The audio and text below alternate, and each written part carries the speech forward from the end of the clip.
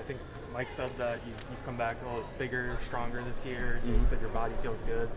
What was this offseason like for you, and what were kind of your goals? I guess, I'd say just a lot of working out. I was down in Phoenix working out with my brother all of May and a lot of June, and we're just focusing on just getting sturdier, playing Big Ten basketball. HBCU is more of a finesse league, Big Ten is more of a physical league, so just wanted to bulk up more and put on more weight, and I probably added about 10-ish pounds, so I can really bang with fours and bang with forwards and still be agile playing the perimeter, but just put on more weight just to be more physical.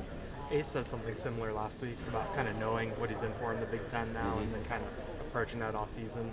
Was that kind of a similar thing for you? And going into year 2 in the Big Ten, what do you feel more comfortable, I guess, knowing? For sure, yeah, it's definitely good to know. Like, we have a whole year under our belt now and what Big Ten basketball is, and it's a physical league. It's a league like none other, especially adding teams, good teams from the Pac-12. So it's a really good league, and you just got to prepare your body for it and do a lot of work in the off season to make sure you're primed up and ready to go when Big Ten play when the season starts. Last week we saw you working with Coach Scott and the Bigs when we were in here. Do you anticipate having a role more like that this year, or what do you kind of see as your role?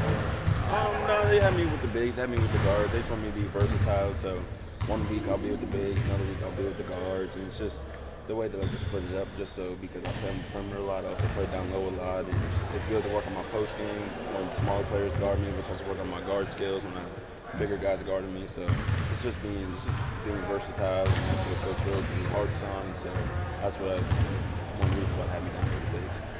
Puff, what were some of the biggest factors for you to return this season? Just starting something that I really wanted to grow upon at Penn State, and that's creating a winning culture and creating a winning basketball culture. And especially coming from a winning basketball culture, I know what it takes, and I know the type of work you got to put in and day out. And so starting something close to home, that's really my goal, and I love just putting on for people that cheered me on since I was younger and cheered me on since I was little, and it's just cool to try to give back, and that's my goal. That's my ultimate goal coming back this year.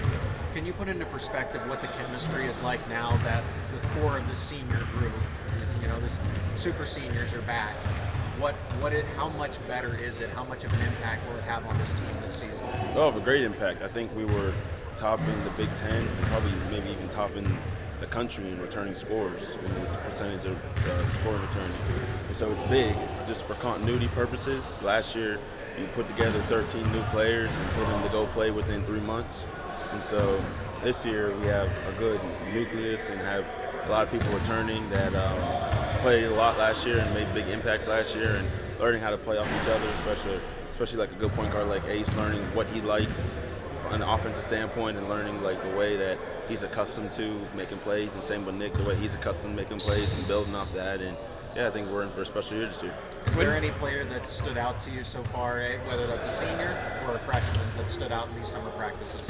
I'm gonna be honest, we all have had good development, and I really like the development of the younger guys, and I really like the pieces that Coach Rhodes brought in, especially in the transfer portal in the freshman class. It's really cool to see the way that they saw us last year and the way that they're going to have them gel with the guys that they saw returning. So I really like that part.